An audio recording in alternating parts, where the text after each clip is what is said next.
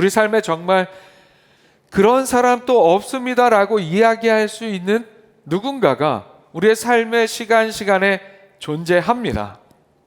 그리고 오늘 우리가 함께 만나는 미가서의 미가 선지자에게도 그런 존재가 있었습니다. 누구와도 비교하지 못할 존재. 미가 선지자는 이렇게 고백합니다. 주와 같은 신이 어디 있으리까? 이 고백은 미가가 깨달은 하나님에 대한 그의 신앙의 고백입니다. 미가서 전체의 말씀은 미가 선지자가 이렇게 고백한 것처럼 세상의 다른 신들, 그런 우상의 신들과는 완전히 구별되는 하나님의 하나님 되심을 드러내고 증언하고 있습니다. 지난주에 시작한 소선지서 호세아에 이어서 이 성경의 순서를 훌쩍 뛰어넘어서 오늘 미가서 말씀을 함께 봅니다. 이 미가서 말씀에는 아기 예수님께서 이 땅에 태어나신 성탄절을 앞둔 이 대강절 넷째 주일에 우리가 함께 살펴보아야 할 아기 예수님의 탄생에 대한 직접적인 예언의 말씀이 기록되어 있습니다. 또한 미가서에는 바로 그 성탄의 소식이 우리에게 허락된 이유와 근거가 되는 하나님의 하나님 되심에 대한 말씀이 기록되어 있습니다. 그 말씀을 근거로 미가 선지자는 주와 같은 신이 어디 있으리까? 라는 고백을 하고 있는 거예요. 오늘 말씀 함께 나누면서 미가 선지자의 이 고백, 주와 같은 신이 어디 있으리까? 이 고백이 우리 인생 속에서 어떠한 사랑이나 어떠한 인연을 향한 고백보다도 더 깊고 소중하고 실질적인 하나님 아버지를 향한 우리의 신앙의 고백이 될 수 있기를 축복합니다. 화면 보시고 함께 읽어보겠습니다. 시작. 우리를 끝까지 포기하지 않으시는 분은 하나님밖에 없습니다. 미가서가 알려주는 하나님의 하나님 되심, 그 어떤 존재와 비교할 수 없는 하나님의 하나님 되심은 우리를 끝까지 포기하지 않으시는 하나님의 품성에서 드러납니다. 우리를 끝까지 포기하지 않으시는 분은 우리 하나님밖에 없습니다. 남유다 출신인 미가 선지자가 활동했던 그 시대적 상황은 모든 소선지서의 선지자들이 활동했던 그 배경과 비슷합니다. 남북으로 갈라진 이스라엘이 남유다, 북이스라엘 할 것 없이 서로 하나님 앞에 그야말로 죄의 신기록을 서로 갱신하기 위해 경쟁을 하는 듯한 악한 죄악의 모습으로 가득한 그런 시대였습니다. 아수르가 신흥 강대국으로 성장하는 상황에서 여러 가지 국제 정치적 헤게모니 싸움 속에서 남유다와 북이스라엘의 왕들, 정치 지도자들은 하나님을 의지하지 않았습니다. 그들은 하나님의 말씀을 따르지 않고 세상적인 힘과 세상적인 방법만 의지하려고 했고, 또한 우상 숭배의 죄악을 그치지 않았습니다. 그렇게 미가가 활동한 시대에는 종교, 사회, 정치적으로 굉장히 상당히 부패한 시대였어요. 형식적인 신앙이 가득했고 이방의 우상들을 하나님과 함께 숭배하는 혼합주의적인 그런 신앙의 모습 또한 가득했습니다. 여러 가지 면에서 하나님께 참으로 배은망덕한 이스라엘 백성들의 시대적 상황이었습니다. 이렇게 영적으로 신앙적으로 타락한 시대에 가장 고통받는 사람들은 종교 사회적 약자들, 소위 없는 사람들이었습니다. 율법에 의한, 즉 말씀에 의한 신앙적인 삶의 가치, 신앙적 윤리 같은 것들이 다 무너져 버리면서 덩달아 사회 정의와 도덕적 가치도 함께 무너져 버렸기 때문이었습니다. 그래서 미가 선지자 당시에 특히 권력자들, 가진 자들, 힘 있는 사람들은 하나님의 말씀에 의거한 정의와 공의를 행하지 않았습니다. 힘없고 가진 것 없고 작고 연약한 자들을 자신들의 이익과 유익을 위해서 억압하고 탄압하고 착취하는 일들이 만연했습니다. 이런 일 자체가 하나님께서 정말 싫어하시는 죄악이었습니다. 그렇게 하나님의 정의와 공의를 행하지 않는 자들의 예배, 그들의 제사 또한 그 본질을 잃어버린 지 오래가 되었습니다. 게다가 또한 미가 선지자는 말씀의 경고대로 멸망으로 치닫는 아픈 시대적인 상황을 마주해야 했습니다. 이미 많은 선지자들이 이스라엘을 향하여 그들의 죄악으로 인해 하나님의 심판이 있을 것이라고 경고를 했음에도 불구하고 잘 듣고 회개하고 돌이키지 않아서 그들을 향해서 하나님께서 선포하신 심판의 경고, 그 경고가 이미 실현되어 가고 있는 그런 상황이었습니다. 그렇게 미가 선지자는 그의 사역 중에 북이스라엘이 앗수르에게 멸망당하는 것을 직접 목격합니다. 그의 마음이 그만큼 쉽지 않을 수밖에 없었습니다. 그래서 미가는 이후 남유다를 향해서 하나님의 백성들을 향해서 그들의 죄를 깨닫고 하나님 앞에 돌아서서 하나님 앞에 회개할 것을 더욱 강력하게 촉구합니다. 하지만 여전히 정신 차리지 못하는 남유다도 결국에는 그들의 죄악으로 인하여 미가 선지자로부터 뿐만이 아니라 미가와 동시대 사역자였던 이사야 선지자를 통해서도 죄악에 대한 심판의 멸망을 선고받게 됩니다. 그런데 그렇게 심판을 선포하는 가운데에서도 미가 선지자는 미가서의 말씀을 정리하는 오늘 이 마지막의 본문 속에서 이렇게 고백하고 있어요. 18절 전체 말씀을 다시 한번 보겠습니다. 주와 같은 신이 어디 있으리이까? 주께서는 죄악과 그 기업의 남은 자의 허물을 사유하시며 인애를 기뻐하심으로 진노를 오래 품지 아니하시나이다. 아멘. 미가는 여호와 하나님이 미가 선지자 자신을 통해 주시는 그 메시지 그대로 죄악으로 인하여 심판하시는, 죄에 대해서 심판하시는 하나님이심을 고백하고 있어요. 진노하시는 하나님이 바로 죄악에 대한 그 심판의 하나님의 면모입니다. 그러나 죄에 대하여 진노하시는 하나님의 그 진노는 진노를 위한 진노가 아니라는 사실을 미가는 또한 전해주고 있습니다. 하나님의 진노의 목적은 언제나 우리 인생들을 죄악에서 돌아오게 하심에 있었습니다.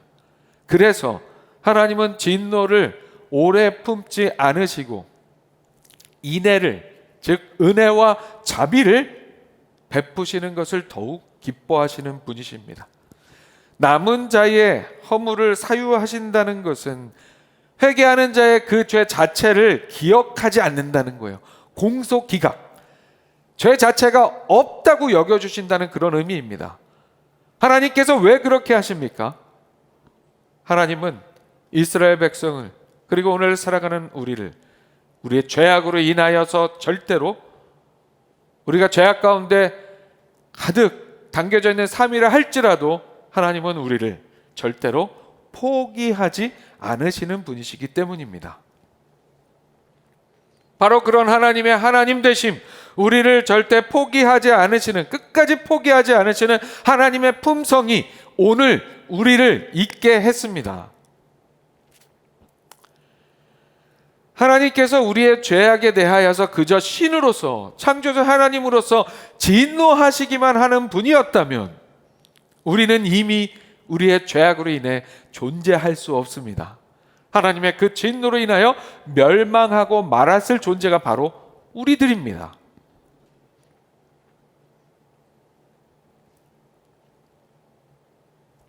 그러나 하나님께서는 우리를 포기하지 않으십니다. 미가서 6장 1절과 2절에서 이렇게 말씀하고 있어요. 너희는 여호와의 말씀을 들을지어다. 너는 일어나서 산을 향하여 변론하여 작은 산들이 내 목소리를 듣게 하라 하셨나니 너희 산들과 땅의 견고한 지대들아 너희는 여호와의 변론을 들으라. 여호와께서 자기 백성과 변론하시며 이스라엘과 변론하실 것이라. 아멘. 이 말씀 속에서 변론한다는 표현은 하나님께서 이스라엘의 죄악을 고소해서 그들을 법정에 세우신다는 말씀이에요. 법정에 세우신다는 말씀이에요. 그런데 이 말씀 이후에 이어지는 그 고소의 내용은 하나님께서 이스라엘을 위해서 행하신 신실하신 역사에 대한 말씀이 이어집니다. 무슨 의미냐면 내가 너희를 위하여 이렇게 신실하게 너희와 함께 했는데 왜 너희는 자꾸만 나를 떠나 죄악을 지으며 살아가냐 하는 그런 말씀이에요. 이 말씀은 하나님께서는 죄악에 빠진 이스라엘이라도, 죄악에 빠진 우리의 인생이라도 그렇게 귀하게 인격적으로 대해 주신다는 말씀입니다. 이는 죄악에 빠진 우리를 포기하지 않으시는, 버리지 않으시는 하나님께서 인생들의 죄악을 상세히 밝히고 그게 끝이 아니라 그 죄로부터 살 길을 제시해 주시기 위함입니다. 우리가 병을 고치려 해도 일단 제대로 진단을 받아야 고칠 수 있는 것과 마찬가지예요.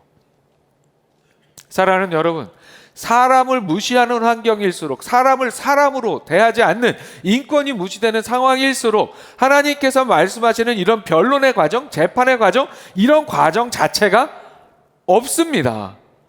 요즘에 반군에 의해서 독재 정권이 무너진 시리아라는 나라가 있어요. 이 시리아 상황을 보면 그저 독재 정부에 반대했다는 이유만으로 재판이나 판결의 과정 같은 것 전혀 없이 악명 높은 감옥에 강제로 갇혀 있었던 사람들, 그리고 그것에서 심지어 목숨을 잃은 사람들에 대한 뉴스들이 전해져 오고 있어요. 말씀 당시에 고대 근동 지방에서 사람들이 우상으로 섬기는 신들, 그 신들은 인간에게 인격적인 일들을 행할 신들이 아니었습니다. 그냥 마음에 들지 않으면 잡아 죽이는 신들이었어요. 인간들을 재판석에 세워서 내가 인간인 너희들한테 이렇게 잘해줬는데 너희들은 대체 왜 그러는 거야?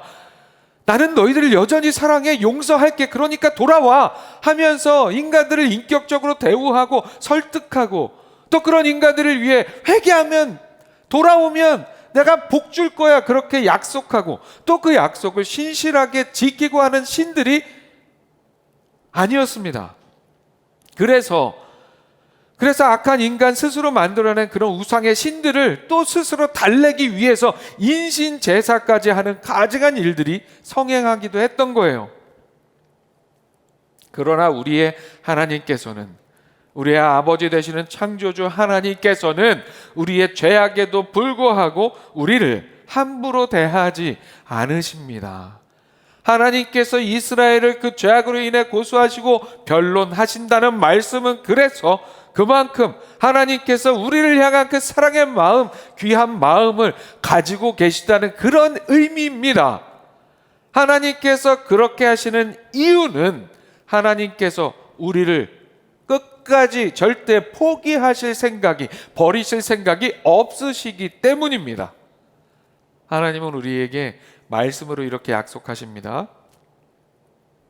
오직 시온이 이르기를 여호와께서 나를 버리시며 주께서 나를 잊으셨다 하였거니와 여인이 어찌 그 젖 먹는 자식을 잊겠으며 자기 태에서 난 아들을 긍휼히 여기지 않겠느냐.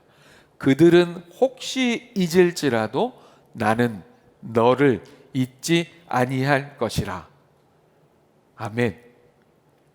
때로 우리 인생들은 하나님이 우리를 잊으셨다, 버리셨다, 포기하셨다 생각할 때가 있을지라도 결코 그렇지 않다는 것을 말씀으로 확인해 주십니다. 그래서 우리는 그런 하나님께 대한 감사와 믿음으로 이렇게 찬송합니다. 온 세상 날 버려도 주 예수 안 버려 끝까지 나를 돌아보시니. 아멘. 오늘 말씀을 통해서 우리를 끝까지 포기하지 않으시는 분은 하나님밖에 없음을 기억하시기 바랍니다. 그리고 그런 하나님을 향하여 우리도 미가 선지자와 같이, 그래서 나를 끝까지 버리지 않으시는 하나님의 은혜로 인하여 주와 같은 신이 어디 있으리까라고 감사와 감격으로 고백할 수 있는 우리의 신앙의 삶이 될 수 있기를 축복합니다. 아멘. 화면 보시고 다시 한번 할게 있습니다. 시작. 우리를 위해 아들을 내어주시는 분은 하나님밖에 없습니다. 아멘. 미가서가 보이는 하나님의 하나님 되심, 미가 선지자가 주와 같은 신이 어디 있으리까 고백할 수 있는 그 이유는 하나님께서 우리를 위해 아들을 내어주시는 분이라는 사실에서 또한 드러납니다. 우리를 위해 자신의 아들을 내어주시는 분은, 아들을 내어주시는 신은 그야말로 하나님밖에 없습니다.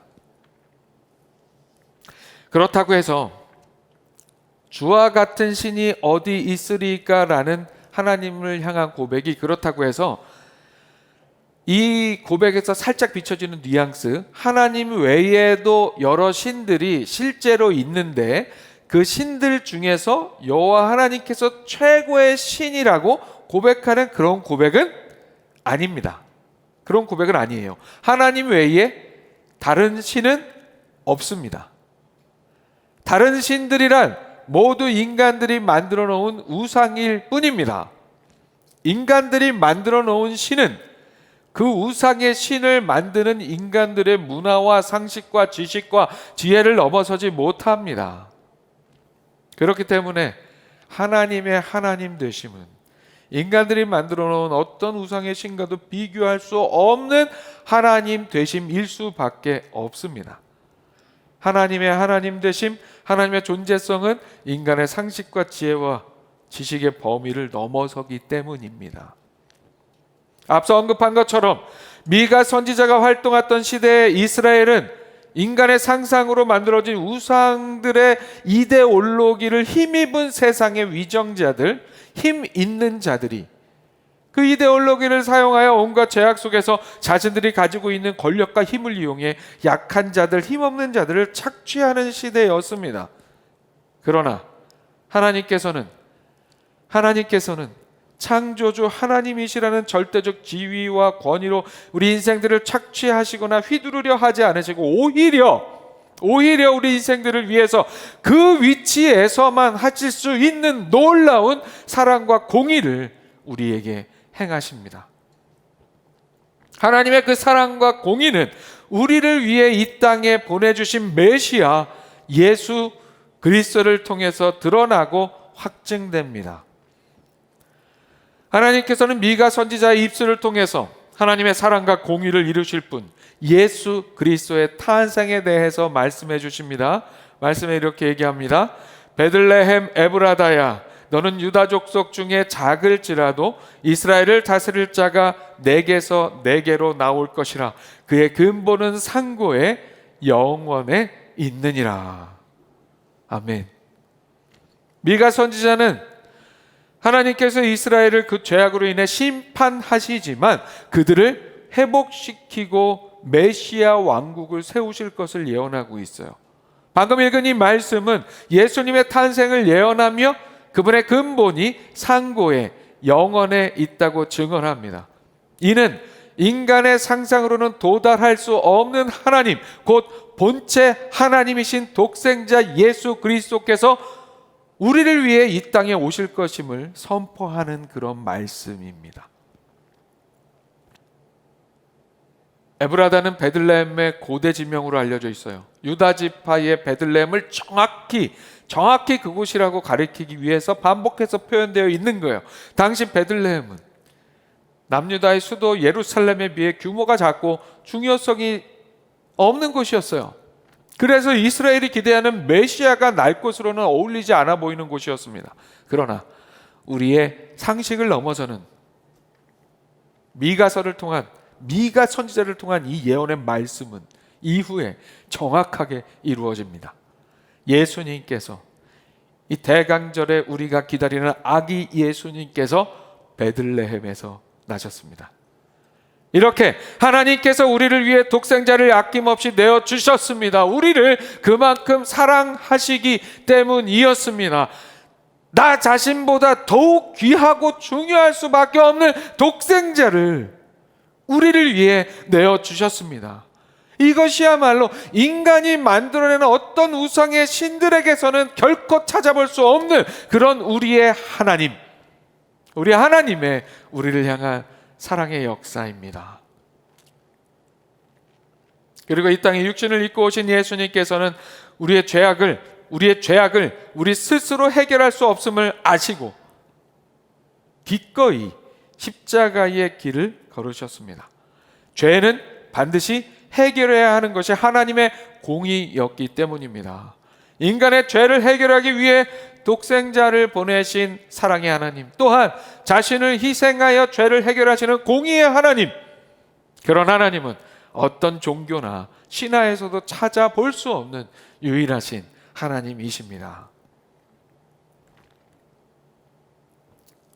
그래서 미가 선지자는 주와 같은 신이 어디 있으리까라고 고백하고 있는 거예요. 이 미가 선지자는 이러한 하나님의 사랑과 공의에 힘입어서 주와 같은 신이 어디 있으리까라는 고백에 이어서 이런 간구로 미가서의 말씀을 마무리합니다. 19절과 20절 우리말 성경으로 읽어드릴게요. 다시 우리를 불쌍히 여기시고 우리의 죄악을 밟아서 우리의 모든 죄를 바닷속 깊은 곳에 던져주소서. 오래전에 우리 조상들에게 맹세하셨듯이 야곱에게 성실을 베푸시며 아브라함에게 긍휼을 베풀어 주소서. 아멘. 미가 선지자의 이 간구는 간구인 동시에 믿음의 선포입니다. 우리의 하나님은 이스라엘을 그리고 우리 인생들을 죄악 가운데에서도 포기하지 않으시고 불쌍히 여겨주시는 분이시라는 사실, 그래서 우리가 우리의 죄를 자복하고 회개할 때 우리의 모든 죄를 다시는 찾아볼 수 없도록 바닷속 깊은 곳에 던져주실 분이라는 그 사실을 믿음으로 선포하고 있는 거예요. 그리고 그 믿음의 선포는 하나님의 신실하심, 아브라함과 이삭과 야곱과 언약을 맺으신 그대로 이루어주시는 하나님의 신실하심에 근거하는 믿음의 선포입니다. 그 신실하심으로 하나님께서는 아브라함과 야곱의 후손에게 성실과 긍휼을 베풀어 주실 것이라고 미가 선지자는 믿음으로 선포하며 미가서의 전체 말씀을 마무리하고 있습니다. 사랑하는 여러분, 신실하신 하나님, 우리를 위해서 우리를 향해서 그 신실한 사랑으로 함께 하시는 하나님, 그 사랑으로 우리를 위해 독생자를 아들을 주시는 분은 오직 우리의 하나님 아버지 뿐입니다. 그 사실을 기억하고 그 은혜를 나의 것으로 누리며, 그래서 우리도 하나님을 향하여 주와 같은 신이 어디 있으리까 고백할 수 있는 신앙의 삶이 될 수 있기를 축복합니다. 말씀을 마칩니다. 오늘 미가 선지자의 이 고백, 주와 같은 신이 어디 있으리까 고백을 통해서 세상 그 어떤 존재와도 어떤 신과도 비교할 수 없는 우리 하나님에 대해서 살펴보았습니다. 우리의 죄악 가운데에서도 우리를 끝까지 포기하지 않으시는 하나님, 독생자 예수님을 보내셔서 십자가의 사랑을 보여주신 그 하나님, 우리 하나님께서는 지금도 동일하게 우리의 삶을 돌보시고 우리가 우리의 죄를 회개할 때 십자가의 사랑으로 회복시키시기를 원하십니다.